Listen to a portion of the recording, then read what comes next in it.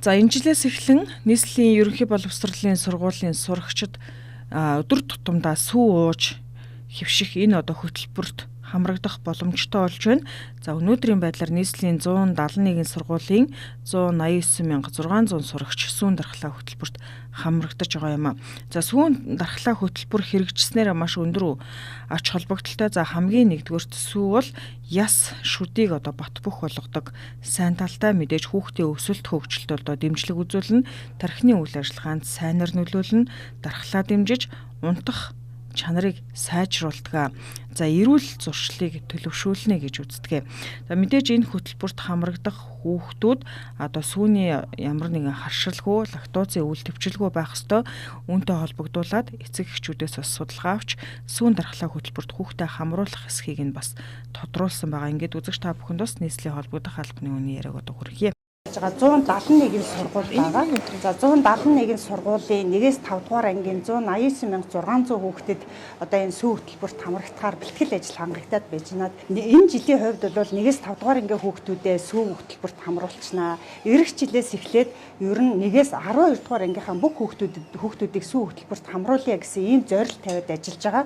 За энэ хүрээнд бол бид нар Монгол улсад үйл ажиллагаа явуулж байгаа фермерүүд, сүүний үйлдвэрүүдтэй бүх үйл ажиллагаатай танилцлаа, нөөц боломжийг үзэж судлаа. 1-12 дугаар ангийн дараа жил ихэд 450 гаруй мянган хүүхэд байна. Энийг бас бүрэн хамруулах юм хүчин чадал байна, нөөц боломж байна гэдгийг бид бүхэн олж харсан. Энэ жилийн 3 өдрийн сүү хөтөлбөрийг нэг өдрийнхэн сүүний зардлыг нийслэлийн засаг даргын тамгын газраас ахаад нэг өдрийнхэн сүүний зардлыг тухайн орон нутаг буюу дүүргээсээ шийдэж байна. За 3 дахь өдрийнхэн сүүний зардлыг эцэг эхчүүдээс бас гаргаач гэдэг ийм хүсэлтийг тавьж эцэг эхчүүд ч гэсэн сэтгэл ханамжтай хүлээж авч байгаа.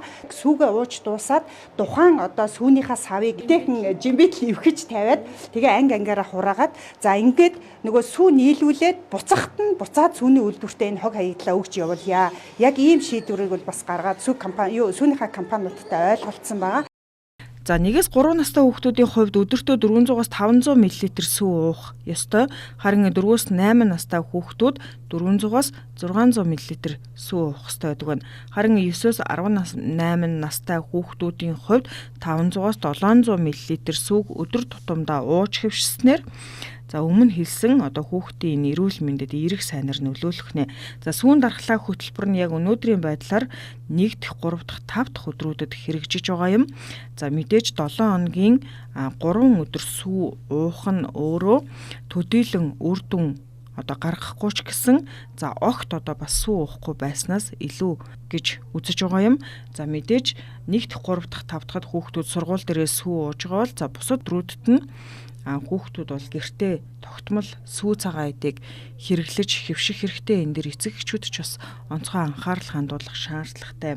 Мэдээж анги дээрээ бол нэг 250 мл сүү ууж байгаа бол гэрт нь үлдэгдэл яг 250 мл эсвэл 300 гэх наснаас нь хамаарат тухайн хүүхдэд хэрэгцээ шаардлагатай энэ сүүг уулгаж хэвшээрээ. Мөн дээрээс нь бусад төрлийн сүү цагаан эдийг бас хүүхдэд хэрэглэж хэвшүүлэх нь зүйтэй юм.